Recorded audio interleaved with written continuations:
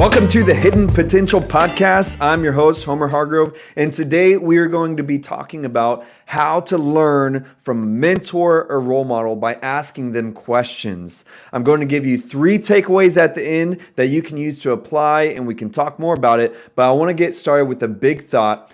One of the best ways to tap into your hidden potential is by learning how to see problems before they become your problems.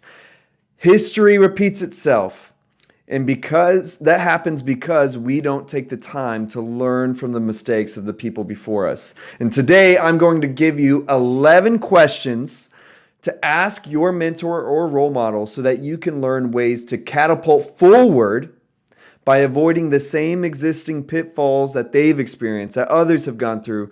And I want you to think about it like this. If you have a math problem in front of you, and you begin doing it incorrectly, the wrong way, and you have a teacher or a tutor that comes up to you and says, oh no, that's the wrong way to do it. You're not going to get the answer like that. Do it this way. It would be foolish to reject their advice, to reject their opinion, say, no, I'm going to figure it out on my own, and continue to do it the incorrect way out of pride, out of our own ego. To spend all this time, all this energy to just realize, oh, they were right.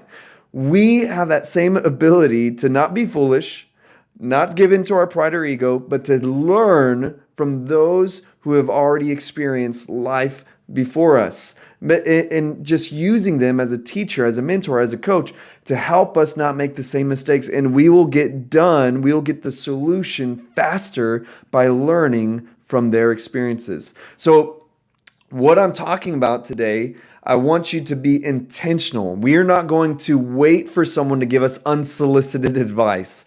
We are going to go out and ask people who you admire, and you're going to ask them about their lives and what they have learned. And before we get started, I want to preface some things. To ask somebody questions like this, you got to know that their time is valuable. Everyone views their time as valuable, and you need to show that you're serious about your growth and about what they have to offer. So you're going to need to be organized and ready to take physical notes. Don't take notes on your phone, because if you're talking to someone, you're meeting one-on-one, you're having coffee, whatever, and you're constantly like this on your phone, even if you tell them, I'm just taking notes, it just has there's just this sense of disengagement once you go to your phone. And so I really encourage you to take physical notes on a notepad or on a journal. And if you do that, what you're portraying is that you appreciate their time, that you see their time as valuable.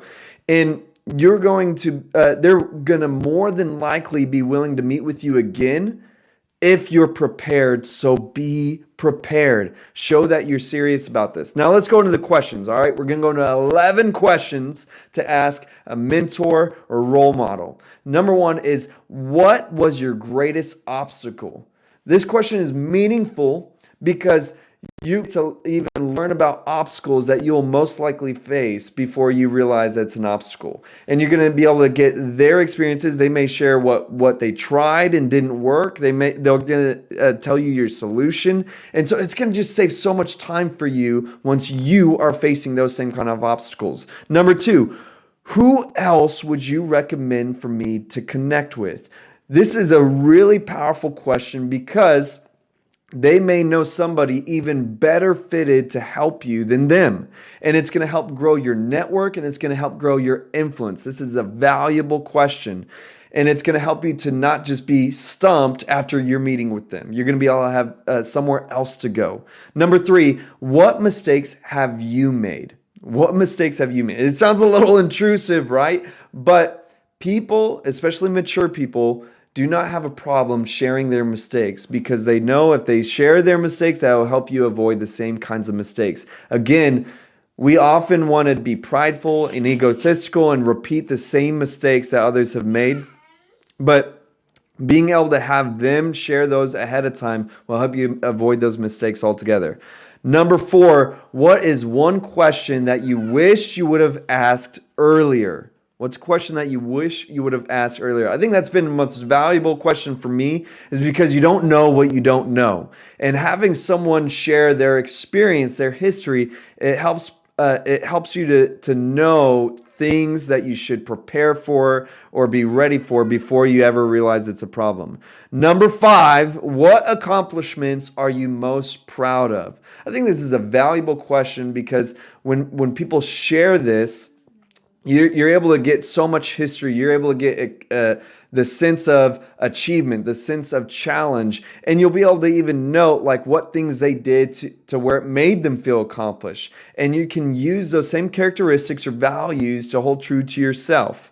Number 6, what's the greatest piece of advice that you have gotten? Why wait for you to get that magical nugget just by chance when you could possibly get the best piece of advice from someone else's life? And if you go and ask 3 to 5 people the best advice they've ever got, you're just setting yourself up to really tap into that potential you have, to really set off for success. Number 7, what's the greatest lesson that you've learned from a failure? I think that this sounds the same as the mistake question, but this is different because a mistake is like, oh, it was an accident. But failure is meaning that you tried and failed. And I feel like when we reflect on as leaders, as people, and we think about things that we genuinely feel like we failed at, and not to get all sentimental about it, but just genuinely look at, I failed at this. That's one of the most valuable pieces of history that you can find, because it gives so much depth and meaning, purpose for how you should take your next steps to avoid these hard times. And we will have failures. You will have failures regardless. Everyone that tries will fail at some point in time. And so rather than being set on the failures they've already experienced, you'll be able to have next level failures. You'll be able to fail at the next level because you learned from their failure. Number 8, what are you learning right now? Man, these questions, I'm telling you, every time that I've gotten and sat down with somebody, these questions have helped shape and give me a farther trajectory in my leadership and my personal growth, because I'm able to learn. I'm starting to think about learning things before I ever even thought that I should learn certain things. Learning for the future is powerful. And number 9, what advice would you give to someone just starting out? I think everybody that looks back at their beginning stages, they think about all the mistakes they made. They think about all the things that they cared about that they shouldn't have cared about, and all the things that they should have cared about that they didn't care about. And they can give you some really helpful foundational advice for where you're at right now. And number 10, what is the greatest change that you have made as a leader? What's the greatest change that you've made as a leader? Remember, we want to learn from others. And if they're making changes right now, we should be thinking about it. If someone is saying the greatest change I've ever made in my life as a leader was this, you need to write that down, and you should look at and how it relates to your life, where you're at in your personal growth and your leadership, whatever it is, and analyze it. These are powerful questions. And finally, if you could do anything differently, this is question 11. If you could do anything differently, what would it be? If you could do anything differently, what would it be? These questions will give you foundational pieces for wherever you're at in your growth, in your personal self, in your leadership, whatever it is going to help you to go so much farther than if you were to have to learn all these things on your own. Use the wisdom and advice and experiences of others to catapult you further, to be able to make your potential exponentially greater than if you were to just do it all on your own. Remember, being a lone wolf, it just isn't helpful. You need coaches. You need help. Just think about the best athletes in athletic industry and sports. One person has like 3 coaches telling them, giving them advice and help on how they can get better performance. It's not just one coach for an entire team, but the best athletes have multiple coaches, multiple mentors. And so let's end with some 3 takeaways of how you can really take what we talked about today and apply it in your life and in your leadership. Number 1, make a list of 3 to 5 people that you can set up a one-on-one meeting with in order to ask these questions. And remember, whoever agrees to meet with you, bring a physical, visible writing notepad or journal so that you could take notes and show them that you appreciate their time. And I got to tell you that when I did this early on, when I first planted a church and I really wanted to take in the advice and coaching and mentoring of others, I got a lot of people that said no. I got a lot of people that even ignored me. And I would reach out multiple times, and there'd be times where people would say, yeah, I guess so, and then never end up showing up. I'm telling you, don't take it personal and don't give up. Be relentless. It took me like 12 people to get 3 people. You really need to just not take it personal. Make a list of 3 to 5. If they all say no, make another list of 3 to 5 and continue hatching at it until you get 3 to 5 people to sit down with. The more, the merrier. Now, number 2, out of the people that you listed, and the people that met with you, the actual people that met with you one-on-one, ask their permission to set up a recurring meetings so that you can, so that they could coach and mentor you. Let me say that again. Out of the people that said yes to you, ask those people after you meet with them if you could set up recurring meetings, whether it's once a month, every 2 weeks, whatever works for their schedule. Maybe they agree to do it every quarter, even every year. You want to fill in your calendar with mentors and coaches on a recurring basis because it will help you grow.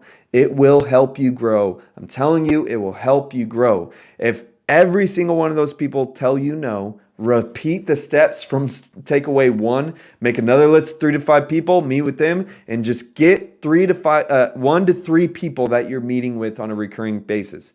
The first initial step, 3 to 5. Step number 2 for a recurring basis, 1 to 3. Start with 1 to 3. If you can do more, then great, depending on how frequent that is. But get 1 to 3 people that can meet with you on a recurring basis because they'll be able to invest in you and they'll be able to know you at a personal level and see your growth and be able to see even things that you cannot see within yourself. There's been so many times where I'll be meeting with someone that's been meeting with me for like 6 months and they begin to see things that I don't see, and they help me to adjust my character or strategy to be able to do better. So you want to have ongoing relationship with mentors and coaches in your life. And finally, number 3, answer these questions yourself. Go through this list of 11 questions and make tangible decisions and changes in your life according to your answers to these questions. I'm telling you, having this self-reflection will be one of the most powerful forms of growth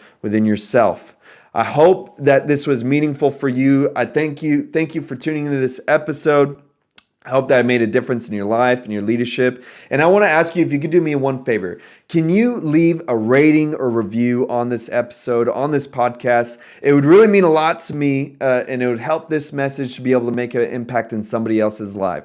So you can be honest. I'm not telling you that you have to lie. Give me a 5-star if you don't think it's a 5-star, but leave a rating or review on this podcast so that it can help make a difference in someone else's life. Again, I thank you. Thank you so much. I appreciate you. Until next time, have a great life.